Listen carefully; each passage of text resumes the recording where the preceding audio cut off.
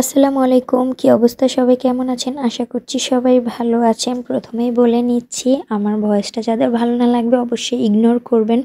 আর বোনের বিয়ে নিয়ে এত দৌড়াদৌড়ি করেছি বা প্রচুর গরম ছিল, গলাটা বসে যাবে এটাই স্বাভাবিক, কিন্তু আশা করছি খুব তাড়াতাড়ি গলাটা ঠিক হয়ে যাবে।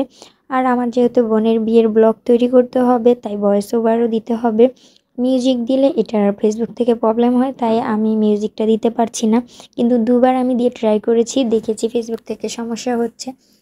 যাই হোক, এইদিকে কথা না বাড়িয়ে শুরুতেই আসি আমার বোনের হোলির প্রোগ্রাম নিয়ে। এইখানে হোলির প্রোগ্রাম আমরা অনেক লেট করেই শুরু করেছিলাম। আমার খালাতো বোনদের এক্সাম ছিল, তাদের এক্সাম শেষ করে আসতে আসতে অনেক লেট হয়ে গিয়েছিল। আমাদের হোলির প্রোগ্রামটা শেষ করতে করতে একেবারে সন্ধ্যা হয়ে গেছে। তারপর আবার মেহেদি প্রোগ্রামও তাড়াতাড়ি শুরু করে দিয়েছিলাম। এইদিকে আমরা যেহেতু আমাদের বিয়ের এবং হলুদের প্রোগ্রামটা সেন্টারে করব, তাই আমাদের বাসার ছাদেই আমরা হোলির এবং মেহেদির প্রোগ্রামটার অ্যারেঞ্জ করেছিলাম। এক পাশে হোলির জন্য স্টেজ করেছিলাম, আর অপর পাশে স্টেজ করেছিলাম মেহেদির জন্য। আমার বোনটাকে মাশাআল্লাহ খুব সুন্দর লাগছে এবং আমাদের প্রত্যেককেই প্রত্যেক দিন অনেক সুন্দর লেগেছে। এইদিকে তার পরের দিন গায়ে হলুদের প্রোগ্রামে চলে আসলাম। গায়ে হলুদের প্রোগ্রামের জন্য আমরা সবাই একই ধরনের কাপড় পরেছিলাম। আমরা চিন্তা করলাম, যেহেতু আমরা সব সময় এক কালারের একই ধরনের কাপড় পরি, এবার একটু ডিজিটাল প্রিন্টের মধ্যে শাড়ি পরি সবাই মিলে একসাথে, খুব সুন্দর লাগবে। আর হ্যাঁ, কার কাছে এই ডিজিটাল প্রিন্টের শাড়িটা কেমন লাগছে অবশ্যই কমেন্ট করে জানাবেন। তারপরে এই তো বাসা থেকে আমাদের সেন্টারটা যেহেতু অনেক দূর, তাই আস্তে আস্তে করে সবাই খাবারের প্লেট বা ডালা নিয়ে চলে আসলো একেবারে সোজা সেন্টারের দিকে।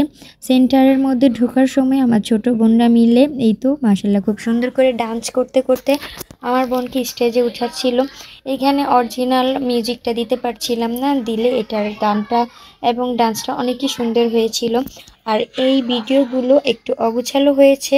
ভিডিওগুলো আমি এক একজনের ফোন থেকে নেওয়ার কারণে ভিডিওগুলো তেমন সুন্দর হয়নি। যাই হোক, যতটুকু পেয়েছি অতটুকু আপনাদের সাথে শেয়ার করছি। খুব সুন্দর হয়েছিল। এখানে আবার ছোট বোন নাচছিল তার বান্ধবীকে নিয়ে। ওরা নাচের প্ল্যানটা বেশ আগে থেকেই করছিল, কিন্তু আমাদের অনেক রাত্র হয়ে গিয়েছিল গায়ে হলুদের প্রোগ্রামটা শেষ করতে করতে, তাই নাচের প্রোগ্রামটা খুব শর্টকাট হয়েছিল। এইদিকে নাচের প্রোগ্রামের পর চাচাতো ভাইয়েরা এবং দুলা ভাইয়েরাও মিলেও অনেক ডান্স করেছে, অনেক মজা করেছে। তারপরে চলে গেলাম সোজা বিয়ের দিন একেবারে বরযাত্রীর গেটের সামনে। আমি এই ভিডিওটাও আমার সুন্দর মতন করানো হয়নি। যাই হোক, প্রত্যেকটা ভিডিওই অনেক অগুছালো হয়েছে, ঠিকঠাক মতন করা হয়নি। আর এইখানে সবার একটু ছবির ক্লিপস দেখিয়ে দিলাম, কারণ আমার ফোনে যেহেতু পুরোপুরি ভিডিও ছিল না, আমার বন্ধু বান্ধবরা এসেছিল, আমি তাদের সাথেও সময় দিতে পারিনি। আমার প্রচুর রিলেটিভরা এসেছিল, অনেককে সময় দিয়েছে, অনেককে সময় দিতে পারিনি। এই তো এখন চলে আসলাম বিদায়ের মুহূর্তে।